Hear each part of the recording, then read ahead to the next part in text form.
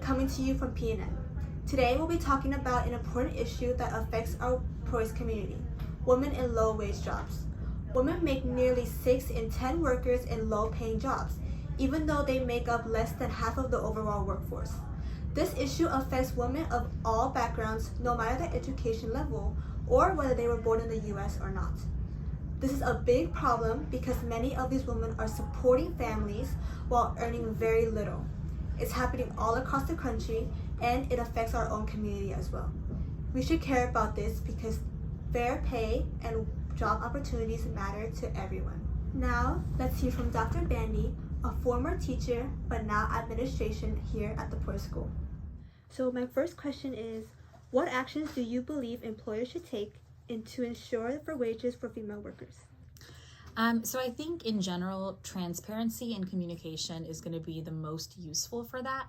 So just making sure that there are clear expectations for how you meet a particular salary and how to advance to the next step of a salary. That kind of ensures that everybody has equal access to knowing like what my salary is, how do I advance, what are the expectations, how do I accomplish them, and so everybody is on the same page, and it has nothing to do with gender, but just, these predetermined, levels. How do you think that the difference in pay affects women's career advancements in the future? So first, I think that one of the challenges is that often women are the ones that are going to be taking breaks in their careers for like maternity leaves or for child rearing. And I think because that happens to women more often than men, our systems are often built by men, and so they're built to serve men, and so they're not necessarily taken into consideration like how there's essential labor still being done, but it's perceived as a gap, right? It's not really a gap. Somebody's still working if they're taking care of a child at home. It's just a different type of career, so to speak. And so I think the question is really about how we value that labor that's happening, and just so that it can be not only for women taking maternity leaves, but for men taking paternity leaves, or men doing the child rearing at home. And so it's all just kind of on the spectrum of different types of work that are being done, how we consider different types of labor. I think having that knowledge can be really, really helpful to identify if there is a pay discrepancy, and knowledge is power. Perfect. Thank you so much for your time. Of course, thank you. Rising up from her occupation as a teacher and now our vice principal, let's hear from Ms. Aguilera. Have you ever experienced or noticed a large wage gap in your workplace? And if so, how did it affect you? I haven't personally experienced any wage gap in my workplace. I think that's the safety of education, and having systems set in place that's based off of years of service and continuing education units. However, I am aware that in other fields, there is huge discrimination, wage gaps that some people might have seen in the news, others they're just kind of coming into light. What challenges have you faced when negotiating your salary or asking for a raise?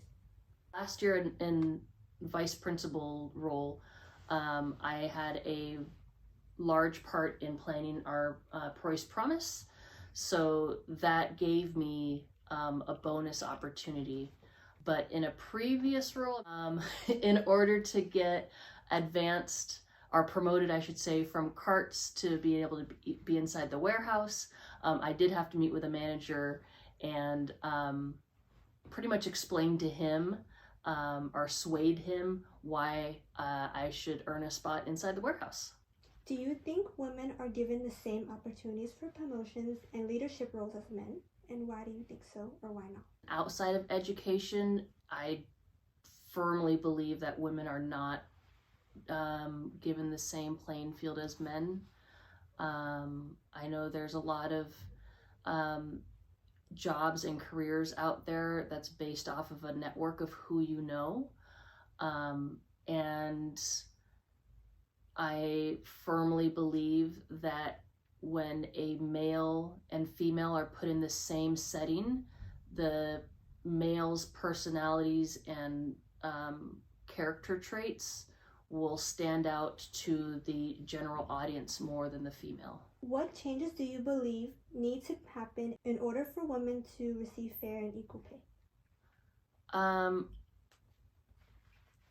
I think examples like this, just bringing awareness. I will go back to the U.S. national women's soccer team who just went through the news on this same topic of equal pay, and how their journey through the National Women's Soccer League was, not journey, I should say, a battle with them in order to get paid the same price as men, especially when it comes to competing in the same arena level of the World Cup. Why are men getting more paid more, getting to the World Cup, and women are paying less when it's the same sport, same competition, just in a different gender? We're seeing that a lot now in women's sports, of why are women athletes getting paid so much less than males? So to prove your worth, and absolutely, if you think there's any sort of discrimination in place, to speak up. If your first superior isn't listening, go above their heads. If they're not listening, go above their heads, and to not stop until you are satisfied that your voice is heard. Thank you so much for your time. That is all. You're welcome. Once again, this is Mindy Din coming to you from PNN. Thank you for joining me today.